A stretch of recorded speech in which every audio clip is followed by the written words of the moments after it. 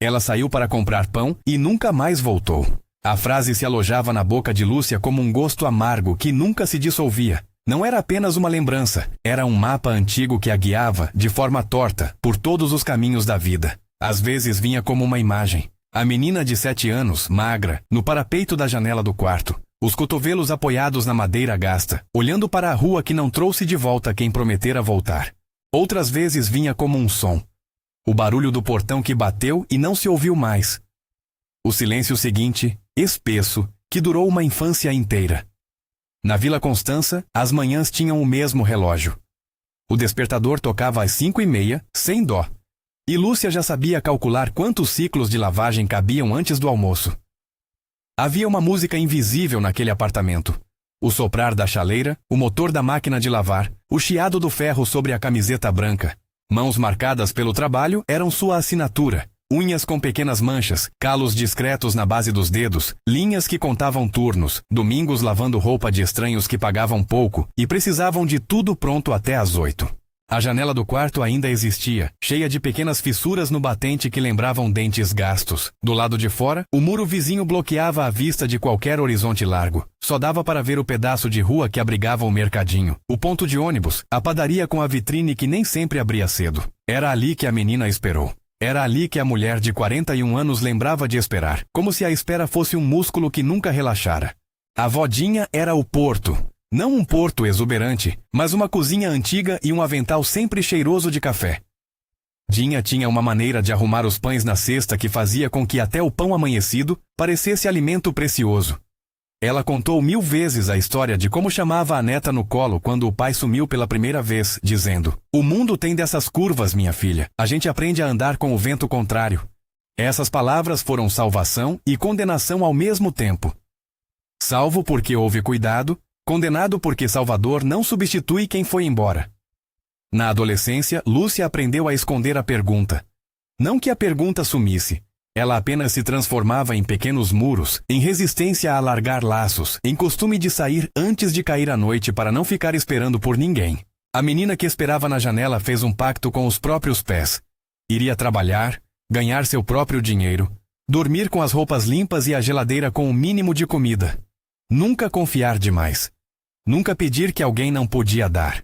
Quando adulta, a rotina tornou-se defesa e punição ao mesmo tempo. A lavanderia no bairro era um ecossistema de cheiros e barulhos. Máquinas em rotação constante ofereciam uma trilha sonora que fazia o tempo parecer mais seguro. Havia clientes que se tornaram rostos conhecidos. Outros que entregavam roupas com histórias que Lúcia inventava para si quando queria preencher o buraco deixado pelo abandono. Talvez ela seja enfermeira, pensava. Talvez esteja longe, em outra cidade, fazendo uma vida. Essas hipóteses eram pequenas cordas, às vezes insuficientes, mas às vezes elas seguravam. Numa quarta-feira comum, no ônibus a caminho do trabalho, o telefone vibrou. Era uma mensagem da prima, uma linha curta, quase sem pontuação. "Lúcia, tua mãe está no hospital. Vem, é sério." As palavras bateram contra o peito como um saco pesado. O mundo no ônibus continuou a se mover. O bilheteiro fazendo troco, o vendedor ambulante com rapadura. O motor que ressoava. Para todo o resto, a cidade estava exatamente no seu lugar. Para Lúcia, o chão havia cedido. A notícia foi uma pedra que fez 1000 trincas. Primeiro veio incredulidade. Redes escuras de memória tentaram negar. Depois, a raiva, rápida e rígida. Por que agora? Por que depois de tantos anos? Em seguida, uma tristeza antiga como um sapo quieto.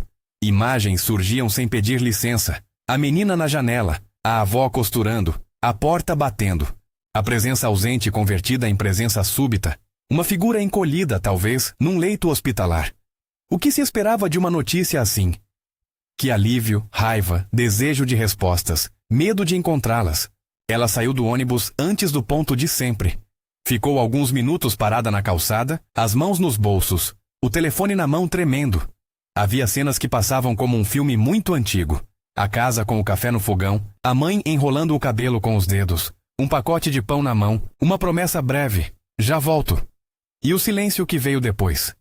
Era impossível separar a menina que esperava da mulher que precisava decidir se ia ou ficava. Naquela tarde, a cama era um outro tipo de janela. Lúcia sentou-se no chão da cozinha, encostada no armário, e deixou as notícias rodarem na cabeça. Pensou na avó. Como Dinha reagiria? Ela imaginou a voz serena. Vai, filha. Olha, não é fácil, eu sei, mas você tem que ir. A avó Dinha tinha uma paciência de rocha. Às vezes, a rocha é o que nos faz mover. No domingo seguinte, depois do culto, Lúcia permaneceu mais tempo do que o normal. As cadeiras de madeira do banco rangiam suavemente quando ela se inclinava para a frente. Pastora Ruth notou e, com sua voz calma, convidou-a para conversar. Ruth falava com uma lentidão que deixava espaço para a verdade aparecer. Seus olhos tinham um jeito de não julgar, só de comportar. Quando você pensa nela, o que dói mais? Perguntou a pastora sem pressa. A pergunta era simples, mas parecia abrir um cofre. Lúcia pensou na menina na janela, na manhã do pão, no som da porta.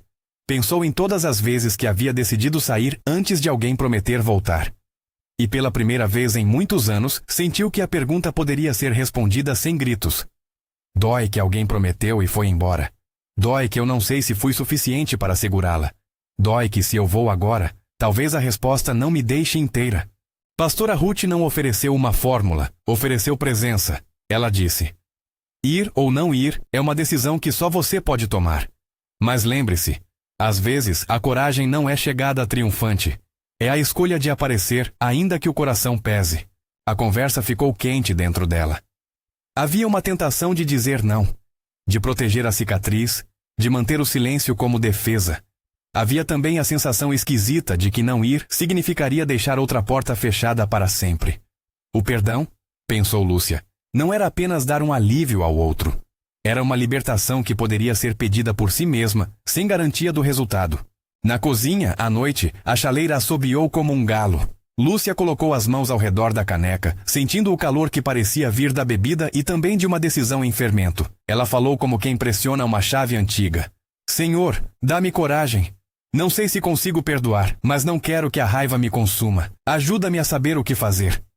Era uma oração simples, sem retórica, que descongelou algo no peito. Não uma promessa de cura, apenas um pedido de companhia. Nos dias que se seguiram, a vida externa tentou ser a mesma. A lavanderia cobria as horas com seu ruído repetido. Os clientes deixavam roupas em sacos plásticos e voltavam por trocos. Lúcia escutava as máquinas como se fossem relógios que ela poderia regular. Mas a pergunta persistia, fazendo pequenas rachaduras em sua rotina. Ir ou não ir? Parar de esperar por quem já se foi significava desistir de entender. Ir significava abrir-se ao risco de uma ferida que talvez se reabrisse. A prima, que fora mensageira daquela primeira linha, ligou mais 2 vezes. Em cada ligação, as informações eram curtas. Ela está no Hospital Santa Cecília, quarto 7. Não sei quanto tempo. A voz da prima trazia culpa e medo. Era como se ela também buscasse redenção por uma ausência que não era sua. Chega aqui, dizia a cada vez, como se o conselho resolvesse algo que o tempo havia tornado difícil. Quando finalmente decidiu ir, a decisão não veio como um salto heróico. Veio como uma série de pequenos passos. Procurar a chave dentro da bolsa, verificar o endereço, escolher uma blusa que não parecesse um grito nem uma rendição. Ela pegou uma cadeira dobrável por hábito. Sempre gostara de ter onde sentar, mesmo que fosse uma cadeira emprestada. O ônibus que pegou parecia mais lento e o trânsito irritantemente humano. Subindo as escadas do hospital, o cheiro mudou. Desinfetante, papéis, alguém com perfume doce. A porta do quarto estava entreaberta. Havia uma cadeira plástica ao lado do leito e um monitor que emitia um apito raro, como se o quarto guardasse um ritmo próprio. A primeira visão da mulher que fora sua mãe não eliminou anos de silêncio, apenas concentrou tudo num ponto de dor e possibilidade. Dona Amélia era menor do que Lúcia imaginava. O cabelo, quando havia, estava ralo. A pele, marcada pelos verões de uma vida difícil, lembrava mapas de lugares nunca visitados. Ali, a ausência tinha forma humana que respirava com esforço. Você veio, disse ela com voz arrastada. Havia vergonha no som, como se cada palavra viesse com um fardo. Lúcia sentiu a língua seca. Lembranças invadiram-na. A tarde que marcou tudo, a promessa que virou silêncio, e ao mesmo tempo uma curiosidade antiga. O que a tinha levado a sair? Vim, respondeu, e a palavra soou como uma ponte que ainda não sabia se sustentaria o próprio peso. Havia tantas perguntas empilhadas que pareciam tijolos soltos esperando para formar um muro. As primeiras visitas foram feitas com cuidado, como quem aproxima a mão de um animal assustado. Dona Amélia falava em fragmentos, memórias desconexas, o nome de uma rua, remorsos sem contexto. Em seus olhos havia arrependimento, mas também confusão. Anos não se apagam como notas em papel. Em silêncio, Lúcia segurou a mão da mãe. A mão era pequena e fria. As veias saltadas faziam mapas de idade. Por trás da ação simples havia um universo. A costela de ressentimento de uma vida inteira. O toque que lembrava o calor de um colo. A decisão de permanecer ali sem que aquilo significasse perdão imediato. Em casa, à noite, a janela continuava a ser um objeto vivo. Lúcia se lembrava da madeira que rangia quando chovia. Lembrava do cheiro do pão que nunca foi comprado. Às vezes mencionava essas coisas em voz baixa, quase para si mesma, como se fosse testar a textura da memória. O leitmotiv do pão aparecia em seus pensamentos como um símbolo. Não apenas o alimento que faltou naquele dia fatídico, mas o gesto pequeno que prometera um retorno.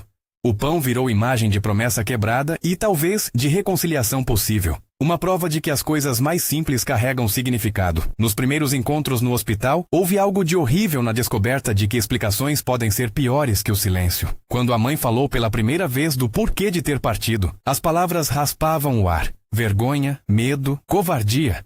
Fui embora porque tive medo, disse ela, os olhos baixos, a voz quebrada.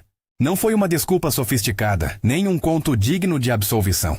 Foi simples e humano. Ela contou de um homem, de um erro, de uma vergonha que cresceu até ficar maior que o amor. Contou como achou que não merecia voltar e que às vezes o orgulho é uma muralha que prende tanto quem fica quanto quem parte. A confissão trouxe uma verdade difícil. A terrível verdade do título não era feita de maldade espetacular, mas de fraqueza humana. Era mais devastadora, talvez, perceber que nem todo abandono é marcado por vilania. Muitas vezes é o resultado de medo, incapacidade e vergonha sem redentor. Essa confissão não consertou nada da infância de Lúcia. No máximo, reduziu a monstruosidade do abandono, devolvendo-o à humana falibilidade. E havia consolo nisso, de um tipo torto. Era menos fácil odiar algo que se entende como fraqueza do que como maldade deliberada. A cada visita, pequenas ações passaram a ter valor de moeda. Arrumar o travesseiro, trazer água, contar histórias miúdas que aliviavam a respiração. Havia gestos que não eram perdão, mas eram prática do perdão. Sentar-se ao lado, ouvir sem interromper. Não exigir explicações que não cabiam mais. Lúcia aprendeu a aceitar as pausas, as palavras trocadas e também os silêncios que disseram mais do que as frases. Em momentos de solidão procurava a pastora. Ruth tinha por hábito perguntar, sem pressa, o que a menina que esperou precisa hoje? Essa pergunta deslocava Lúcia para um tempo anterior e, ao mesmo tempo, oferecia um convite para reconciliar as partes de si mesma. A menina que ainda esperava e a mulher que agora decidia. A pastora falava de perdão como prática. Não como um decreto que muda tudo num segundo. Perdoar é escolher de novo, dizia Ruth, até que a escolha se torne hábito. Havia noites em que Lúcia rezava com um tom mais áspero, testando palavras. Senhor, eu não sei se posso perdoar. Dá-me força para decidir. Não me peça para esquecer. Só me ajuda a não ser consumida. Eram orações que reconheciam a violência do sentimento e pediam companhia, não solução mágica. O hospital se transformou em sala de aprendizado. Em vez de respostas imediatas, vieram histórias fragmentadas, coisas que a mãe lembrava com clareza e outras que pareciam nuvens. Dona Amélia falava de vez em quando da avó Dinha com ternura. A tua avó era luz, dizia. E aí alguma coisa na expressão dela suavizava. Em outros momentos confessava coisas sem conseguir completá-las. Um bocejo de vergonha atravessava a face. A honestidade da confissão, no entanto, abriu caminho para pequenos perdões que não eram pronunciados com pompa, mas que aconteciam em microgestos. Quando Lúcia levou à mãe um pedaço de pão morno, por exemplo, e a mãe sorriu com surpresa, havia uma ponte construída sem proclamação. Mesmo assim, a dor não evaporou. Em conversas com a pastora, Lúcia aprendeu que perdoar não era apaziguar a ferida, era aprender a caminhar com ela. Os conselhos de Ruth eram práticos. Não se apresse em dizer, está tudo bem. Dê tempo ao coração. Faça pequenas práticas de presença. Deixe que o perdão, se vier, cresça em atos. A comunidade da igreja apareceu em volta com gestos discretos. Uma marmita entregue, um banco vago no culto esperando por Lúcia, uma mão no ombro quando ela passava. A presença não foi solução, foi companhia. Houve uma tarde em que Dona Amélia, em clareza súbita, olhou para Lúcia e disse algo que não esperava. Você é igualzinha à sua avó. Sempre tão firme. A frase soou como reconhecimento. Era pequena, mas tinha uma força tênue. Naquele instante, Lúcia percebeu que a mãe, na sua fragilidade, via nela algo que ela mesma reconhecia como verdade. Não um elogio que apagasse a história, mas um laço que voltava a ser tecido.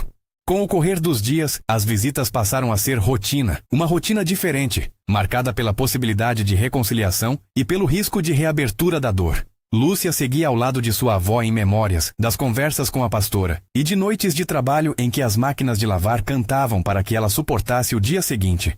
Entre um turno e outro, pensava na pergunta que Ruth fizera no começo. Quando você pensa nela, o que dói mais? A resposta mudava conforme o dia. Havia semanas em que doía o abandono, havia outras em que doía a própria incapacidade de aceitar a verdade humana da mãe. A decisão de perdoar começou, portanto, a tomar forma não como um grande evento, mas como uma fila de escolhas pequenas. Voltar ao hospital num dia chuvoso, ouvir uma história repetida sem interromper, trazer à avó uma marmita quando ela visitava. E a cada gesto, o peso foi mudando de lugar. Não que a ferida se fechasse, ela ficou com uma nova estrutura, menos exposta, mais cicatrizada. Ainda assim havia noites de insônia.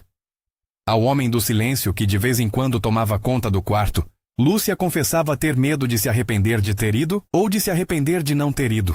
O medo era um companheiro leal.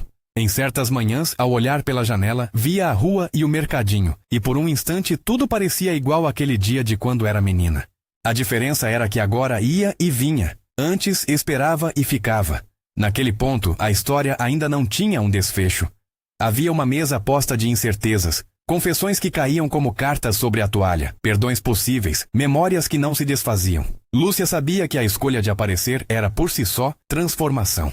Ainda assim, a pergunta do título pairava como sombra. A terrível verdade continuava sendo terrível, porque vinha junto com a compreensão dolorosa de que a humanidade falha de maneiras que muitas vezes ferem outros sem intenção maligna.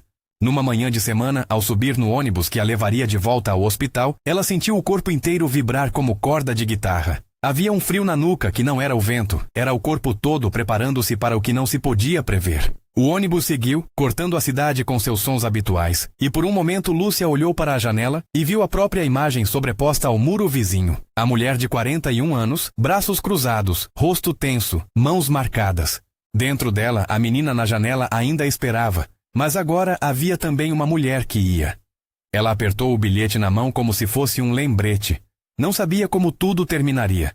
Sabia apenas que as escolhas pequenas, repetidas, poderiam talvez transformar a pergunta em algo menos cortante.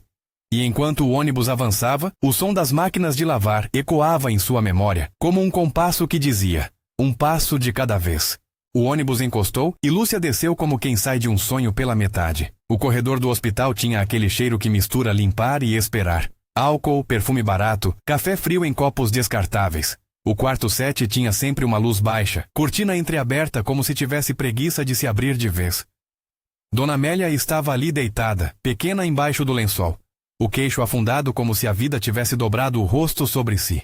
Você veio, repetiu a mulher, dessa vez mais clara, quase um espanto. Lúcia sentou na cadeira plástica. O contato com o assento era uma coisa prosaica, uma prova de que aquilo não era uma encenação.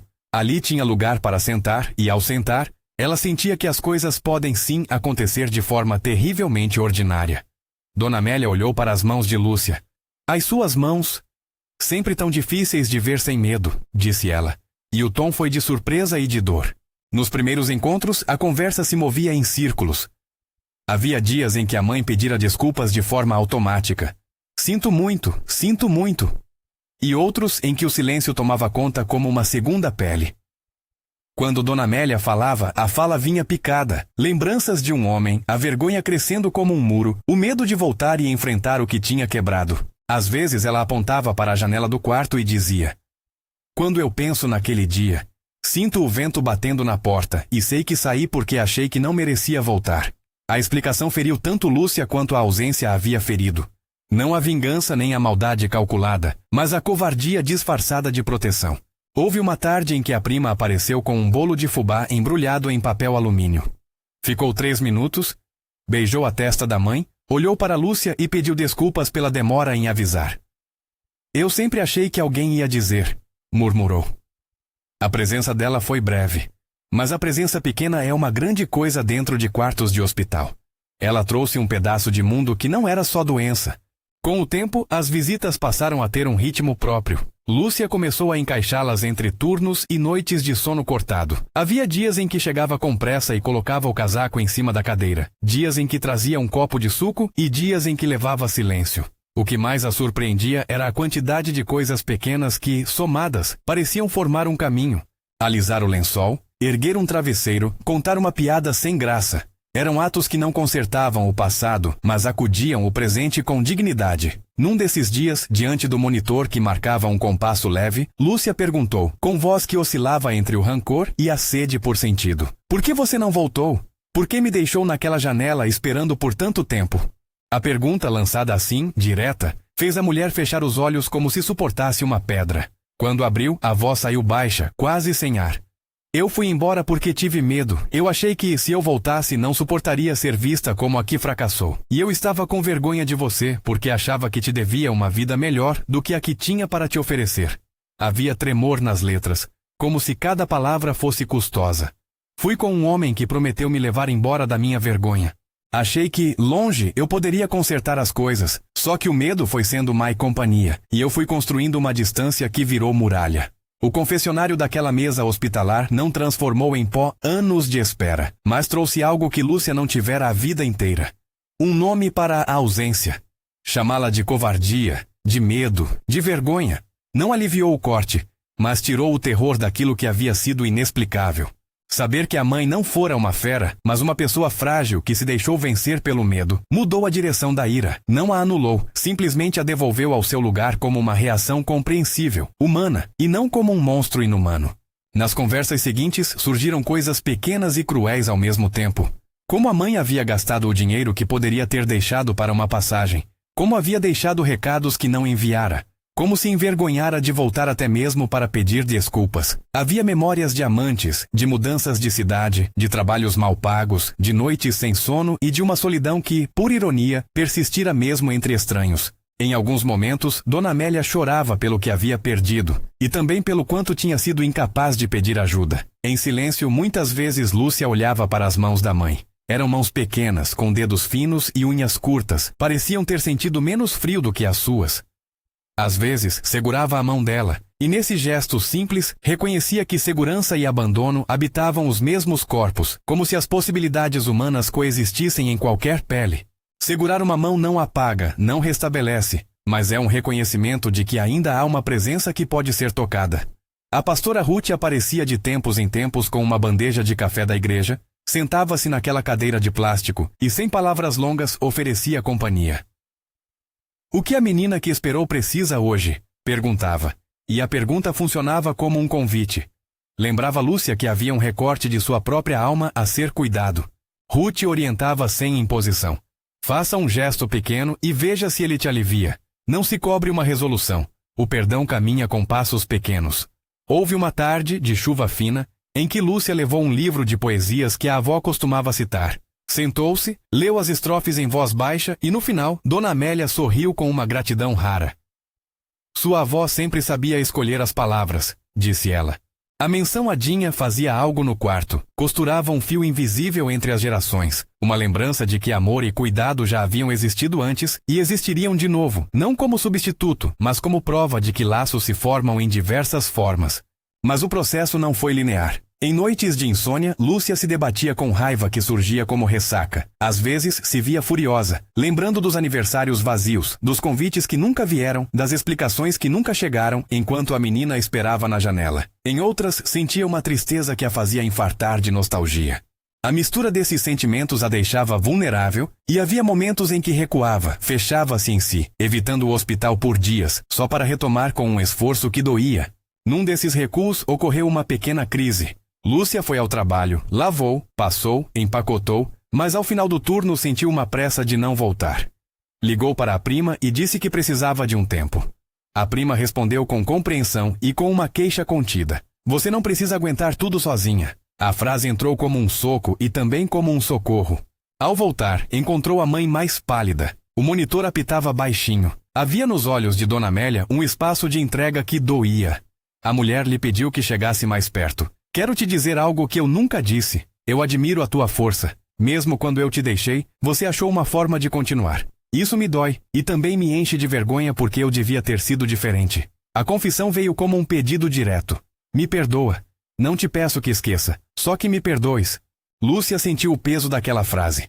Perdoar, naquele quarto abafado, parecia um verbo com muitas camadas. Não era negociar a dor, era optar por não deixar que o ódio a moldasse. Respirou fundo e disse com a voz medida: Eu sei que você errou. Sei que sua ausência foi pesada. E eu te perdoo. A palavra saiu como se tivesse sido cogida com força. Havia um custo, uma penhora emocional, mas também havia escolha. Ao dizê-la, Lúcia não se sentiu livre como se nada houvesse acontecido. Sentiu-se mais leve, como se tivesse tirado um colete de chumbo por um momento curto. O perdão não apagou, mas desatou um nó que permitiu a vida seguir. A mãe chorou. Não era um choro de alívio total, nem de absolvição. Era antes um choro de quem percebe que o tempo traz finais e que naquele fim cabia admitir culpa. Eu pensei que não merecia voltar, repetiu. Eu achei que te faria mal. Mas eu sempre quis te ver bem. A confissão era simultaneamente humilhante e terna. Os dias que se seguiram foram de atenção. O corpo de Dona Amélia foi fraquejando. A oncologia fez a sua parte, as medicações cuidaram da dor. Mas havia uma coisa que nem remédio nem lágrimas podiam curar. A vida já tinha sido marcada pela falta. O rosto dela ia ficando mais manso, como se a ferida finalmente encontrasse um aceno de paz. Havia uma manhã em que Lúcia chegou com um pão comprado na padaria da esquina. Não era o gesto grandioso, era um gesto doméstico. Um pão morno embrulhado em papel. A mãe sorriu com surpresa e disse: Nunca imaginei que um pão pudesse trazer tanto consolo. Lúcia riu e sentiu uma gratificação estranha, uma mescla de tristeza e de alegria silenciosa.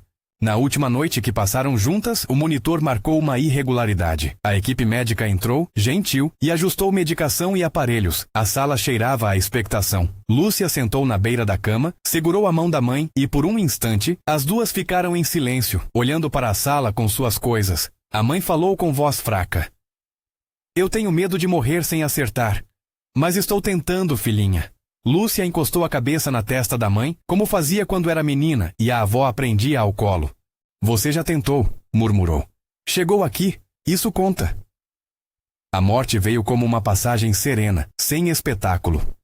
Nas primeiras horas do amanhecer, Dona Amélia respirou devagar, e quando a respiração se esvaiu, havia uma paz que ninguém poderia explicar. No velório que se seguiu, a sala ficou pequena para tantas memórias. A pastora Ruth fez uma leitura curta, sem enfeites. Falou de perdão como caminho, não como negação da dor. A comunidade da igreja compareceu com discretas manifestações. Um buquê simples, marmitas, mãos que se apoiavam. A avó Dinha segurou o braço de Lúcia e não disse muito. A presença dela, predial e antiga, bastou como abraço.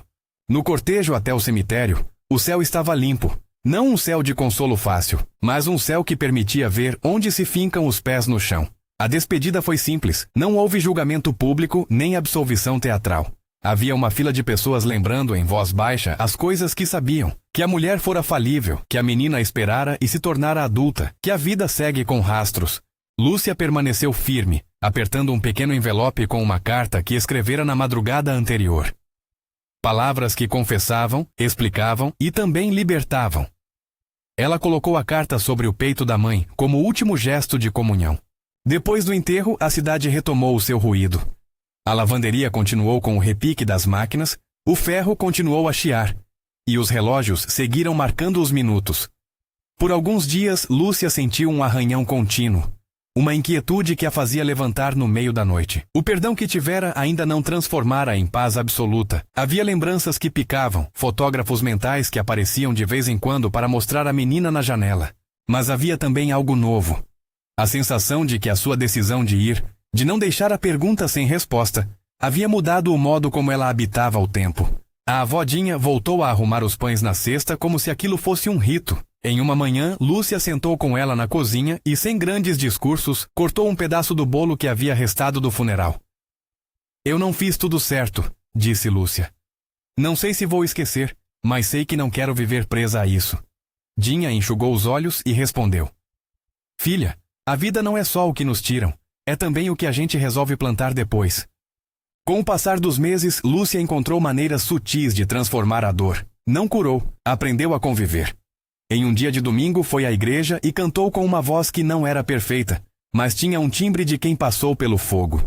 A comunidade acolheu não para consertar, mas para andar um trecho junto. A pastora Ruth continuava a fazer pequenas visitas e numa tarde perguntou de novo: "E a menina que esperou? Como ela vai?" Lúcia sorriu com uma mistura de cansaço e ternura. "Ela veio comigo", disse, "mas às vezes precisa de silêncio, às vezes precisa de colo." O trabalho seguia. As mãos de Lúcia continuavam a mostrar calos e marcas, mas agora, quando passava a mão sobre a madeira da janela do seu quarto, sentia um alívio que antes não conhecia. A janela ainda guardava o mesmo muro vizinho, a mesma padaria à qual a mãe não voltara, mas já não era apenas o único firmamento de sua história. Havia rotinas que se repetiam com mais leveza. Um pão comprado sem pensar no passado, o apito do monitor trocado pelo chiado das máquinas, o som do ônibus que a levava e a trazia sem carregar a mesma expectativa. Um dia, Lúcia entrou na padaria e comprou um pão inteiro. Com cuidado, colocou-o na sacola de papel e caminhou até a casa da avó Dinha. Sentou na cozinha, observou o vapor que subia do café e ofereceu o pão. "Quando era menina, eu acreditava em promessas de retornos", disse. "Hoje eu acredito em promessas pequenas. Que eu vou escolher ser gentil comigo mesma." Dinha sorriu e partiu o pão com a cerimônia de sempre. O gesto simples, dividir um pão quente, parecia naquele momento um tipo de sacramento doméstico. Na fé cotidiana, Lúcia aprendeu a orar de modo breve e honesto. Num desses momentos, ajoelhou-se ao lado da cama, as mãos juntos e falou assim: "Senhor, eu não sei resolver todas as faltas. Só te peço que me ajudes a caminhar. Dá-me coragem para não me fechar e dá-me paz quando a saudade apertar." A oração não prometia cura, pedia companhia. Era suficiente. Houve também dias de recaída. Em noites de vento, quando a chuva chamada lembrava a tarde da partida, Lúcia chorava sem motivo aparente. Nessas horas, a pastora Ruth a encontrava na paróquia e, sem querer consertar nada, oferecia um chá e um banco onde se sentar. "Não existe bilhete único para o perdão", dizia Ruth. "É um caminho feito por passos repetidos. Às vezes, a gente pensa que já passou e descobre uma pedra nova no trajeto."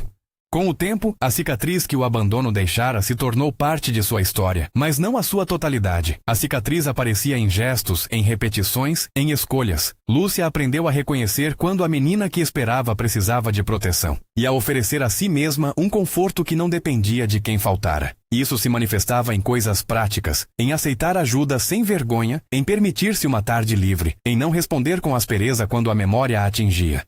Em uma celebração de comunidade na igreja, Lúcia cantou um hino que sempre a emocionara. Enquanto cantava, observava as pessoas ao redor. Rostos marcados, mãos calejadas, sorrisos que sabiam de dor. Sentiu que pertença é um verbo que se conjuga com o tempo. Depois do culto, algumas pessoas vieram conversar. Outras deram abraços longos. A presença foi o que mais contou. Era a prova de que, na reconstrução, a vida humana se faz com fios que a gente não vive sozinho. No trabalho, os clientes comentavam às vezes sobre seu semblante novo. "Você está diferente", dizia uma senhora que entregava lençóis de linho. Lúcia respondia com um encolher de ombros, e por dentro, sentia que a diferença vinha da liberdade de não carregar o rancor como único peso. Não que o coração fosse leve, apenas havia espaço novo para coisas que não eram só lembranças. A imagem da janela, que havia sido durante anos sinônimo de espera, agora aparecia também como um lugar de observação. Lúcia sentava-se de vez em quando, apoiava o queixo nas mãos e via as pessoas passarem. O vendedor de rapadura, o menino que apanhava bola na rua, a padaria cuja vitrine brilhava. Olhava sem exigência. A intensidade do passado ainda a visitava, mas não era sua governante. Meses depois da morte, em uma noite clara, Lúcia foi até o cemitério sozinha. Ficou junto à pedra da mãe, a mão pousada, e falou com voz baixa: "Eu te perdoei, e é bom que eu tenha feito. Não porque você merecia, mas porque eu mereço caminhar mais leve." Não falou como se fosse uma lição a ensinar a outros. Falou como quem registra uma conquista íntima. Houve uma serenidade amarga e também a sensação de fechamento, não de apagar, mas de aceitar. A vida seguiu com seus pequenos rituais. Havia dias de tristeza e outros de riso tímido. O pão voltou a ser apenas pão, mas de vez em quando passava pela padaria, Lúcia cogitava comprar 2 e levar um para alguém que estivesse sozinho. Era uma forma de traduzir em prática o que aprendera. O perdão é, antes de tudo, algo que se pratica em ações pequenas e repetidas. No aniversário de 1 ano desde que decidir ir ao hospital, Lúcia sentou com a avó e contou como as coisas tinham mudado. Dinha escutou com os olhos cheios, a mão repousando sobre a mesa. Você foi, disse a avó, simples. Isso já te fez grande. Lúcia sorriu com lágrimas presas. Havia uma alegria tênue. Não a alegria que apaga, mas a que dá alento. A pergunta que a guiou por décadas. Por que você não voltou? Acabou se transformando. Não saiu do mundo, mas encontrou outros companheiros. Como eu vivo agora?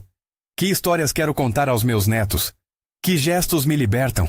Essas perguntas menos ardentes guiavam escolhas. Convidar a prima para um café, aceitar a oferta de emprego que pedia mudança de turno, cantar na igreja quando o corpo pedia música. Em um domingo, durante a oração comunitária, Lúcia deixou que sua voz se elevasse sem tentar controlar o timbre. Não foi uma performance, foi entrega. Depois, no caminhar de volta para casa, sentiu o sol na pele e notou que a janela do seu quarto refletia uma luz diferente. Havia um calor que não derrotava a perda, mas a nutria de uma maneira nova. A terrível verdade do título, que alguém saiu para comprar pão e nunca mais voltou, continuou sendo um corte no tecido da história. Mas a narrativa que Lúcia construiu depois mostrou que a verdade, por terrível que seja, não precisa determinar todo o restante. A vida, feita de escolhas pequenas, pode se reorganizar em torno de gestos que curam, não por apagar, mas por transformar. Quando, pela primeira vez após tudo, Lúcia entrou na padaria e não esperou nada além do pão, sentiu uma leveza que lhe pertenceu. Comprou o pão, pagou e saiu. No caminho de volta, colocou a sacola no banco do ônibus e, sem alarde, ofereceu o último pedaço a um menino que dividia um lanche com a mãe. O gesto foi simples. Mão a mão, pão a pão. Presença. Para Lúcia foi mais uma maneira de dizer que a vida seguia. O perdão não havia esvaziado a história, mas a tinha refeito em gestos. Naquela noite, antes de dormir, abriu a janela do quarto. O muro vizinho continuava ali. O mesmo mercadinho ainda brilhava sob luzes amareladas. Ela respirou, olhou as mãos trabalhadas que contavam turnos e histórias, e num sopro de oração falou baixo. Obrigado por me acompanhar. Obrigado por não me deixar só. Não era uma celebração triunfante. Era agradecimento por poder continuar, com a cicatriz e a coragem de permanecer. Ela fechou a janela, não com o silêncio da menina que esperava, mas com a casa inteira calma, sabendo que o pão promete o dia de amanhã, e que o perdão é um caminho que se percorre com passos repetidos, escolhas pequenas e a companhia daqueles que ficam.